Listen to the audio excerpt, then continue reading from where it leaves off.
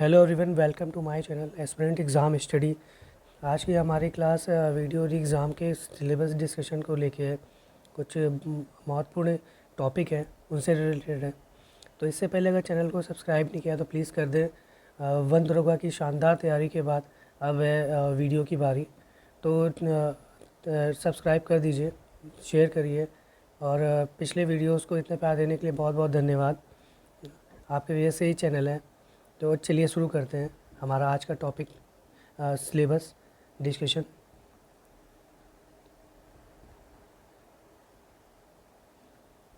सबसे पहले जानते हैं एग्ज़ाम क्या है। ये वीडियो एग्ज़ाम है जिसमें 1953 पद हैं 1953, जिसमें भी 3 कैटेगरी है। एक अलग अलग कैटेगरी में 1953 के पद हैं और इसमें CCC सर्टिफिकेट ज़रूरी है, नैलेट।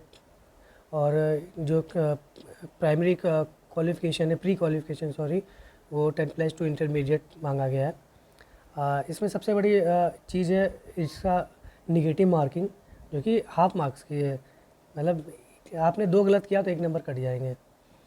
एग्ज़ाम पैटर्न पे एक बार नज़र डालते हैं, क्योंकि एग्ज़ाम पैटर्न चेंज हुआ है। पहले इसमें ग्रामीण का कुछ भाग जुड़ा हुआ था तो उसे हटा दिया गया है। तो अब सिर्फ 3 पार्ट में एग्ज़ाम होता है। ये 3 इसके पार्ट हैं, 3 सेक्शन। एग्ज़ाम पैटर्न देख लेते हैं पहले। कुल नंबर 300 नंबर का है ये एग्ज़ाम और प्रश्नों की संख्या 150 होगी। हर क्वेश्चन 2 नंबर का होगा। देख सकते हैं आप, परीक्षा का माध्यम दोनों मोड में आएगा, हिंदी इंग्लिश। टाइम मिल जाएगा आपको अच्छा खासा इसमें, क्योंकि हिंदी रीजनिंग और जनरल नॉलेज है। तो हिंदी और जनरल नॉलेज में जल्दी से क्वेश्चन हो जाएंगे आपके। तो टाइम की बॉन्डिंग नहीं है इसमें, 120 मिनट मिलेंगे, 2 घंटे। चलिए देख लेते हैं इसमें क्या कौन कौन से सेक्शन है इसके। तो देख सकते हैं हिंदी परिज्ञान एवं लेखन योग्यता है। 50 नंबर का क्वेश्चन आएगा, ये 100 मार्क्स का होगा। सामान्य बुद्धि परीक्षण, और ये भी 50 मार्क्स का इक्वल, और ये भी 100 नंबर का है। सामान्य जानकारी देख लीजिए, ये 50 मार्क्स का है, ये भी 50 क्वेश्चन आएंगे और 100 मार्क्स का ये भी है। तो 150 का है, क्वेश्चन 150 आएंगे और मार्क्स 300 है। सबसे बड़ी चीज़ ध्यान में यही रखिएगा कि हाफ निगेटिव मार्किंग है। शायद जिन आजकल पेपर होते रहते हैं और देते भी रहते हैं, तो लोगों को पता होगा कि निगेटिव मार्किंग कितना इफेक्ट होता है। ज़्यादा टीचिंग UP SSS से जुड़े एग्ज़ाम में 1/4 ही निगेटिव मार्किंग होती है। बट इसमें हाफ इन्होंने SSC CGL का कर लिया है कॉपी। बिल्कुल हाफ निगेटिव मार्किंग बहुत बड़ा इफेक्ट करती है। आप सोचिए, आपके 150 में से अगर आपने 120 क्वेश्चन किए हैं और 20 गलत निकल गए, तो 120 में पहले 20 घटा लीजिए, उसके बाद फिर सीधे सीधे 10 नंबर और घटा लीजिए, तो बहुत स्कीम बहुत नीचे आ जाती है मेरिट। तो बहुत ध्यान से ये एग्ज़ाम हो करिएगा। चलिए देखते हैं सिलेबस में इम्पॉर्टेंट टॉपिक्स के बारे में कुछ। हिंदी का देख सकते हैं, सामान्य हिंदी। इसमें बेसिकली भाषा में साहित्य आ जाएगा, और जो प्री स्टार्टिंग का होता है पार्ट, वो सब आ जाएगा, जिसमें हमें का ये सब देखते हैं, स्वर व्यंजन, ज़्यादातर चीज़ें वो आएंगी। साहित्य में, भाषा में साहित्य मैं आपको बहुत अच्छे से बता दूंगा। PCS के नोट्स पढ़े हुए हैं मेरे पास, पढ़ने के लिए लाया था मैं। तो हिंदी में बहुत अच्छे से पढ़ा दूंगा आपको, हैंड रिटन नोट्स हैं। और उसके बाद संधि देखिए, संधि जो ये बहुत मोस्ट इम्पॉर्टेंट टॉपिक्स वो मैंने पहले लिखा हुआ है। जैसे इस बात संधि हो गया, अलंकार हो गया, देख सकते हैं आप। ये सारे टॉपिक बहुत इंपॉर्टेंट है। ज़्यादातर कोई पेपर तो इसी से ही बन जाता है। 50 नंबर में होगा तो मान लीजिए 5 नंबर का आपका भाषा साहित्य हो जाएगा, 5 नंबर का आपके जो लेखन से रिलेटेड कुछ आएगा तो वो हो जाएगा। बचे 40 नंबर, 40 नंबर आपको यही दिलाएंगे। ये तैयार हो गया तो आपका भाषा और साहित्य में ज़्यादा अगर नहीं भी आ रहा है आपको तो ऐसा नहीं होगा। तो इसको तो आपको बहुत अच्छे से करना है। सबसे पहले संधि क्लियर करिए, फिर अलंकार, फिर समास, उपसर्ग, प्रत्यय। उसके बाद फिर क्रिया पे आइए, वचन, अव्यय, उसके बाद संज्ञा, विशेषण, सर्वनाम, उसके बाद पर्यायवाची। पर्यायवाची आपको अगर टफ लगता है, जैसे भूल जाते हैं, तो आप जितने भी एग्ज़ाम में आए हुए हैं, मैं आपको वो एक सेलेक्टिव दे दूंगा, आप सिर्फ उसे ही बार बार मारिए, रट्टा मारिएगा। उसके 2-3 ऑप्शन और भी होंगे, तो उसी से आपका तैयार हो जाएगा। अगर पर्यायवाची आपको बहुत याद करने के बाद भी अगर नहीं आ रहा है तो शब्द विलोम देखना ही पड़ेगा। और मुहावरे लोकोक्तियाँ तो आती है हर एग्ज़ाम में।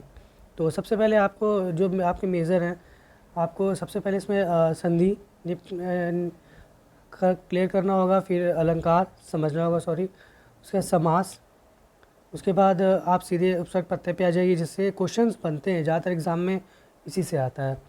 उसके बाद तत्सम तद्भव, उसके बाद हमारे मुहावरे आ गए, फिर विलोम शब्द, उसके बाद संज्ञा से बने शब्द, उसके बाद विशेषण, अवयव।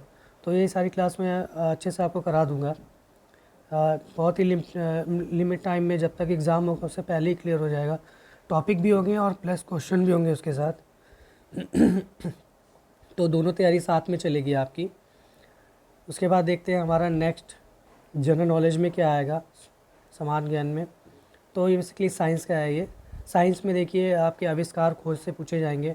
साइंस बैकग्राउंड से मैं हुई तो कोई दिक्कत नहीं होगी। अच्छे से आपके हैंडमेड बने नोट्स ही से ही पढ़ाऊँगा मैं, जो कि विभिन्न कोचिंग संस्थानों के पढ़े हैं मैंने, वो इकट्ठा प्लस किताब है, सबसे मिला के आपके लिए बनेंगे नोट्स। उसके बाद करंट अफेयर्स है, महत्वपूर्ण घटनाएं हो गई, करंट अफेयर्स में कुछ चीज़ें हैं जो कि सब नहीं पढ़ना रहता है। सबसे पहले करंट अफेयर्स में जो भी एक्सरसाइज हुई है आप वो देखेंगे, किन किन देशों के साथ हुई है। उसके बाद फिर स्पोर्ट्स में देख जाएंगे कि स्पोर्ट्स में टेनिस हो गया और क्रिकेट हो गया, जितने तरह के हैं उसमें लेटेस्ट कौन कौन से उनके उन्होंने जीता है कप, और वो किस संस्करण उसका कौन सा था, वो देखेंगे। उसके बाद पुरस्कार सम्मान, फिल्म में जाएंगे, किसको क्या मिला है, ऑस्कर, ये सारी चीज़ें देखेंगे। तो दिमाग से चलना है कि किस करंट अफेयर में भी किस टॉपिक पे ज़्यादा जाए कि नंबर वहाँ से आए। ऐसा नहीं कि आप पूरा वही ग्रंथ ही पढ़ते रह जाइए और क्वेश्चन फंसे ही ना। उसके बाद देख सकते हैं कि इसमें जनरल नॉलेज में और क्या क्या है। तो ये हमारा महत्वपूर्ण वित्तीय बैंकिंग हो गया, बजट से रिलेटेड है, भारतीय संविधान से रिलेटेड तो है ही है। कंप्यूटर आएगा, यूपिटर पीएससी के हर एग्ज़ाम में कंप्यूटर नहीं दिया तो भी वो पूछेंगे ही पूछेंगे। 5 मार्क्स का लगभग आपको मिलेगा ही कंप्यूटर, नहीं भी दे रखा है तो भी कंप्यूटर का थोड़ा बहुत नॉलेज वो चेक करते ही हैं। उसके बाद लेखक, जैसे मैंने कहा, उसका लेखक आ जाएगा। फिर थोड़ा हिस्ट्री, खेल हो गया, भूगोल, सौर परिवार, ये इन सभी के मैं आपको हैंड मेड बने नोट्स ही से ही पढ़ाऊँगा, और फिर वो पीडीएफ दे दिया करूँगा, आप उसे टेलीग्राम पे देख लीजिएगा। उसके बाद देश मुद्राएं हैं, ये हो गया। चलिए हम अपना नेक्स्ट देखते हैं, रीजनिंग पार्ट हमारा। तो ये रैंकिंग से रिलेटेड है। और उसके बाद देखिए पहला हमारा रैंकिंग है, रैंकिंग से रिलेटेड है। उसके बाद निष्कर्ष वाले हैं, तो कथन दिए रहेंगे आपके, उसके नीचे कथन निष्कर्ष दिया रहेगा 2, और पूछेगा ये इससे रिलेटेड है या नहीं है, वो होंगे। उसके बाद शब्दों का तार्किक क्रम होगा। वर्णमाला टेस्ट जानते ही हैं आप, ABCD A से Z तक लिखा होगा, उसके बाद कोई बीच में खाली स्पेस होगा या फिर उलट पुलट कर दिया जाएगा, तो उसमें से बोलेंगे कि कौन सा 17वां स्थान है, स्टार्टिंग से या बैक से, तो वो इसमें आएगा बेसिकली।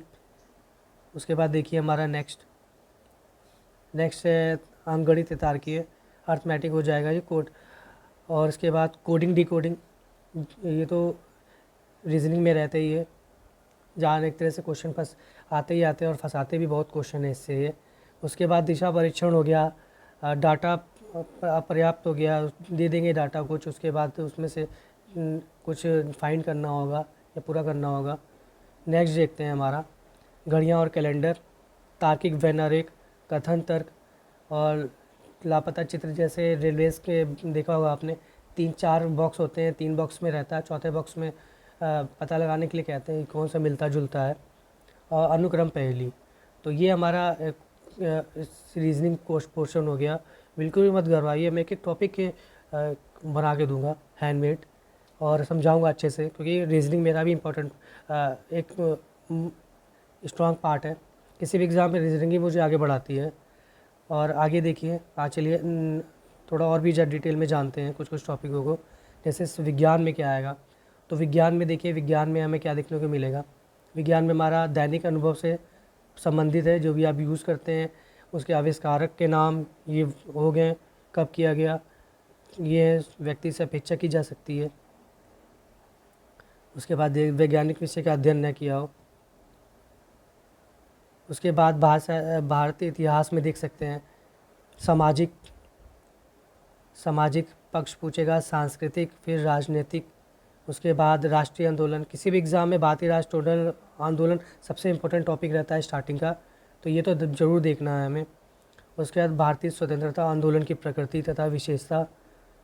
नेक्स्ट है हमारा भारतीय राज्य व्यवस्था तथा अर्थव्यवस्था, भारत की अर्थव्यवस्था, संविधान, राज्य व्यवस्था, अर्थव्यवस्था के अंतर्गत भारतीय राज्य व्यवस्था। तो ये सारी चीज़ें टॉपिक्स हैं, ये मैं अच्छे से आपको बता दूंगा नोट्स के माध्यम से, और बहुत ही अच्छे से तैयारी होगी आपकी। और बुक बुक के लिए आप आर्य घटना चक्र ले सकते हैं इसके लिए, और या तो फिर करंट अफेयर्स के लिए बस सभी जानते हैं कुमार गौरव सर, मैं भी उन्हीं का शिष्य हूँ, तो वो मैं उन्हें ही फॉलो करता हूँ जो भी पढ़ाते हैं वो, क्योंकि पढ़िए वही चीज़ जो एग्ज़ाम में आए, हमें कहानी पढ़ने से क्या मतलब है। फिर चलिए भूगोल देखते हैं, हमारा भूगोल में क्या क्या पार्ट आ सकता है। जनसंख्या से आएगा, और उसके बाद पारिस्थितिक, आर्थिक, सामाजिक, जनांकीय पक्ष होंगे। उसके बाद उत्तर प्रदेश का विशेष होगा, थोड़ा बहुत उत्तर प्रदेश का भी पूछा जाता है इसमें, क्योंकि एग्ज़ाम यूपी का है तो पूछेंगे ही। उसके बाद मैंने कहा ना कंप्यूटर से संबंधित क्वेश्चन नहीं भी दिया रखा है तो 1-2 मिलेंगे ही आपको। अगर नहीं दिया रखा है, दिया है तब तो 5 मिलेंगे, नहीं दिया तो 1-2 मिलेंगे ही मिलेंगे। जनरल नॉलेज के टाइप में पूछ लिया जाएगा कि आविष्कारक कौन है, ये कौन है, तो ये मिलेंगे कंप्यूटर, तो आपको बहुत ध्यान से देखना है ये। तो ये सिलेबस कुछ इम्पॉर्टेंट फैक्ट थे इसके, जिसे बहुत अच्छे से देखना है आपको। मैं बहुत अच्छे से तैयारी करा दूंगा। सामान्य लोगों के लिए क्लास, टॉपर्स तो कहीं से भी पढ़ लेंगे, उनको तो सिर्फ एक रिवीजन टाइप चाहिए होता है, लेकिन जो उन 99% लोग जो कोचिंग वाइज जैसे पढ़ा के निकल जाते हैं, उन्हें समझ में आ रहा है या नहीं आ रहा है, तो बेसिकली वो मेरी क्लास से अच्छे से पढ़ सकते हैं, क्योंकि हैंडमेड से ही मैं बना के ही पढ़ाता हूँ बेसिक लेवल पे, तो बेसिक लेवल से ही आप सीख सकते हैं। रीजनिंग बहुत अच्छे से करा दूंगा मैं, और हिंदी भी बहुत सारे जितने भी नोट्स हैं लगभग मेरे पास पीसीएस के ही पड़े हुए हैं, क्योंकि मेरा एग्ज़ाम भी अभी 14 मई को है यूपी पीसीएस प्री का।